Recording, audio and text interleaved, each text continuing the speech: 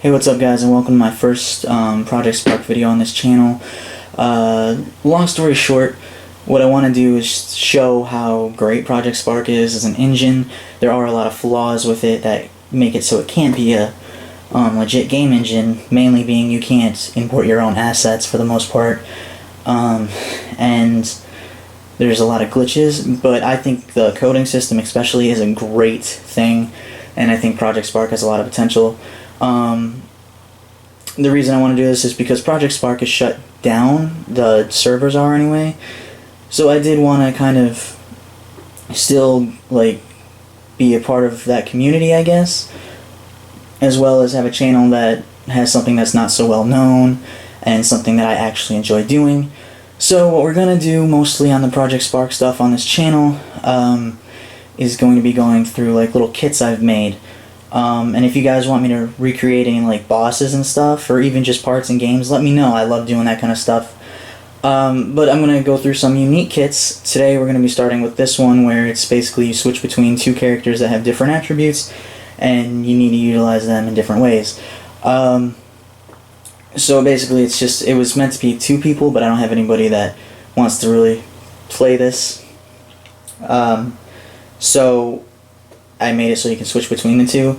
This dude right here, his helmet, I think there's actually a bucket I could put on his head, or I could have just spent more time instead of putting a cylinder on his head, but you're supposed to use him to get to high places. At least that's why the cylinder's there. But we're going to go through the ins and outs of the code. We'll go line by line with everything and explain how everything works so you guys can get an idea, people who still play Project Spark, which I hope is a lot of people, quite frankly.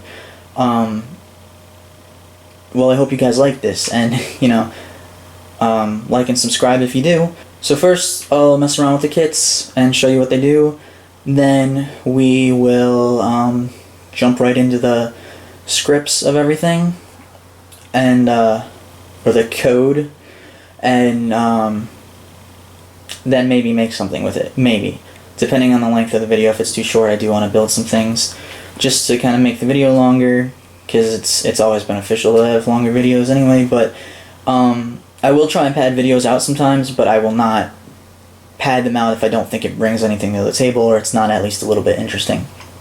Real quick note, I do think Project Spark has its flaws, obviously, but it's an amazing thing, and I do think if they made another Project Spark, it could be a legit game engine. And the coding system, yeah, there are some limitations, but it's incredibly well done, and it works very, very well. So yeah, let's get right into the kit here. Also, I won't ramble on the other kits. This is just kind of an introduction to what this channel is going to be. Alright guys, first things first, right bumper switches between players. You have the player's health bars and a magic bar for this dude. Y to shoot, which you need these projectiles to give power to certain objects, to open doors or secret areas or whatever. And to recharge your energy, I was going to make it two different things where you beat up enemies and your energy slowly regains, and this, but I think I just forgot about doing the enemies. But you jump on this and you get your energy back. So let's wear that down just so you can see it go up. You get it. And then there's this platform that when you stand on it, this guy can use his magic, and then this guy, who is a little bit slower but he's really strong, can jump across the magic platforms, whatever. So let's get him off of there. Why did he just attack? That was a glitch, probably from him falling, or I might have attacked when I switched over, but I don't think I did. Alright, so this guy, he has a Y heavy attack, which is much stronger than his basic attacks. You can change strength and jump height and properties, stuff like that. But he can break down these kinds of walls. So basically you can use the platforms to get him across something where he has to break a barrier, something like that. It's just so you two can work together, basically. There were things I wanted to put in this kit, but were very complex for one time. I will try to make a lot better kits in the future as well, more complex things, and just to show what else he's used for, even though it's not that big a deal. He comes over here, like, oh, thanks, buddy, and then you can get up on higher platforms. And then, say you have one of those up here, you can create a stairway, and then he can get up, and you guys have to keep moving through the level together. So, it's just a quick little kit. Let's get into how everything works. Alright, let's start with him, since he's the main controller. Actually, let's start with him, because he doesn't have his own controller. You basically control him with this guy's code, so... Alright, so once he starts... Alright, let's go line 1. Once he starts, his team equals 1, because the other player does as well, and you don't want to attack each other. When his attack hits one of these blocks, it will play the effect, Stone Explosion. The scale is 2, so it's bigger, at the block's position. I probably could switch it to like nearest block position, that way it only plays on that one. But that's fine for now. And it's able to overlap, that way if you break multiple ones at once, it'll still play the effect. Play sound everywhere. It's like a stone explosion, I think. Biome objects spawn rock large. Actually, so, and then under here is destroy nearest push block. So it destroys the nearest block, which is obviously the one you hit. And that's pretty much all he does, because he's controlled mostly through the other character. So let's go to this character. Actually, before we go to him, let's go here to this object that you can't see or touch in the game. But it stores his magic, which I just made a number variable called power, which you can see right here. So line 1, once it starts up, power equals 100. So you start with 100 magic. We're just going to call it power because that's what I named it.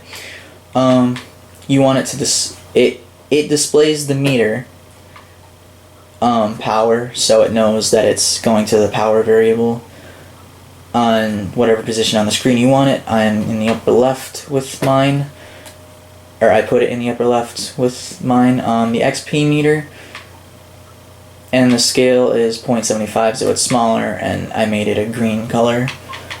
And then display the character, the magic character, his health in the upper left. So display meter, the character, he's an in-world object, you have to select them. And then health, top left, and then the health meter, the Conquer health meter is scale 0.75. And then this guy's pretty much the same, except he has a different color, so I changed the color. And it's his in-world object, the Goblin Dude. So let's jump to line 5. If the power is greater than or equal to 100, the power will equal 100. That way it can never go over 100. If the power is less than or equal to 0, power will equal 0. That way it can never go under 0. And that is basically the display of all the meters and the control of the magic meter. Alright, now on to the first player. I gave him a little wand, just so you know there's a wand there. Okay. Once he starts up, his team equals team 1. That way, again, so him and the Goblin are on the same team. He has a follow camera. And then on line 3, the left stick equals move. This is basically the starting player that you get when you start to create a new level. This part right here, I think I made some modifications, so we'll go down the whole line, but this is basically what you start off with for the most part anyway. So left stick to move, A pressed to jump, X pressed, you have an attack, and then it's a light, medium, heavy combo basically. line 6, Y pressed, and this object, you have to specify this in-world object, which is the one that stores the meters, its power variable, if it's greater than 5, yeah, if it's greater than or equal to 5, you can shoot projectile. And then let's go under that, where the line that's attached to 6, this object's power variable decreasement by 5, which means it'll take 5 away from that variable every time you shoot. This is just basic stuff that comes with the character. When detect, my eyesight's very bad. Interactable object in front, then it highlights it yellow. When using keyboard, display this above it, display middle mouse button above it.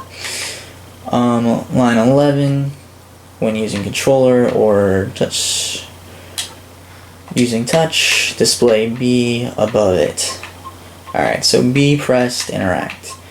Else, B pressed, dodge with strafing. I got rid of the invincibility for the dodge. So let's go down to the main stuff I worked on here. The right bumper, when the right bumper is pressed, you switch between, you switch from this character to the second page of this character, which is what controls the goblin. We'll get into that next. So here's page 2, line 1. Once it's activated, your team is 1, just to make sure. You really don't have to do that, but it's just to make sure. So then the goblin, again, in-world object, make sure the goblin is highlighted, has a follow camera. So the camera is now focused on him. Left stick, goblin move, again, in-world object. Basically, when you see an object and then that little orange world symbol there, that means it's an in-world object, so we don't have to keep going over that. But you have to specify this particular goblin to move, so that's the one I selected as in-world object, and then it moves with the left stick. Again, very similar to the player. A pressed, it jumps. X pressed, it has a light medium combo. And then when you hold Y, or have Y held, he'll attack heavy with a charge up, which is like a spin attack that's a lot stronger. Again, you can go to the properties and edit the combat. Line 7, detect interactable objects. You know, we've been over the interaction stuff, so let's just skip it. I don't want to waste your time. When you're holding B, he will block. When blocking, the goblin is invincible, and that equals true. I probably should have the in-world object, so I'll copy this and put that here, so when the goblin is blocking, I didn't notice that when I was editing it. And then let's take the goblin again and put him here, because we want it to be when not goblin blocking, goblin invincible equals false. So when you're blocking up here, goblin's invincibility is true, and when not, it's false. So he doesn't take damage when he's blocking, basically. And then down here is right bumper, goes back to the previous page, which is page 1, which we've already been over. So we're going to get into the other objects. So let's start with this crystal. When has power and me, which is referring to itself, bumps druid projectile, which is what the magic player shoots, its power turns on. So when you shoot it, it will turn on, and then it'll play a sound, so it feels more full what's going on. It'll play everywhere, just so it's always an equal volume, and then the sound itself, which is magic void energy burst impact. When it has power, it will be a hologram, which kind of gives it a glow effect. And that hologram will be green, bright green. So you know it basically has power.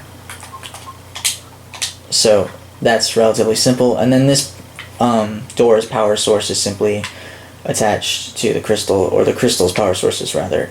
Looks like it's attached to the door. I think so. Then we'll go to this. This ring has this object attached to it, this sphere. But the ring doesn't do anything. It's the sphere that I coded. So when me, again referring to itself, bumps the in-world object, which is the magic player, it glows. You know, again, hologram and then a bright green color. It also will, underneath that, play effect, which is the druid magic aura. And this object, which again holds the magic power data for the most part, its power variable increasement by 1, so it will gradually move upward relatively quickly. It'll go 1, 2, 3, 4, 5, 6, 7, 8, basically like that, and that's why the bar will go up. The meter will go up. That way, yeah. So it continuously increases while you're on top of it, essentially. So that's that. That is that. Let's go to this one, which is basically these objects are all attached to this ring, and so is this. That way I can duplicate the ring and like make more, but let's not do that right now. But this is the one that has the code. Let's make sure I didn't code these. I think I might have. Yeah, okay, so each one of these have a code on them, which is when it's visible, it's also collidable. So when visible, that means it's collidable equals true, and then when it's not visible, collidable equals false. Also, when it's visible, it will, you know, hologram again, it will glow green. So that's relatively simple. Okay, so let's get into this.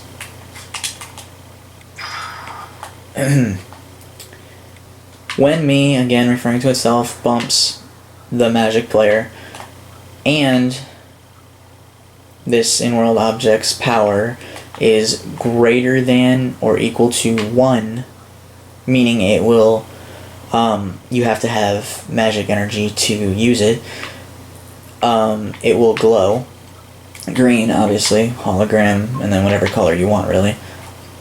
And then these in-world objects, I did all 4 individually.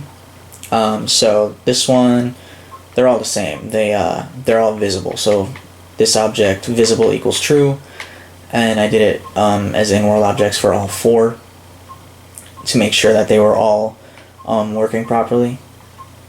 And then it'll play a sound everywhere.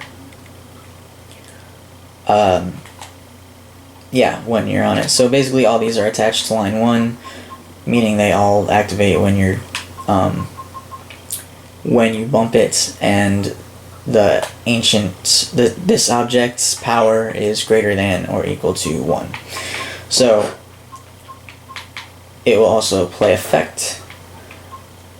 This one, again, Druid Magic Aura.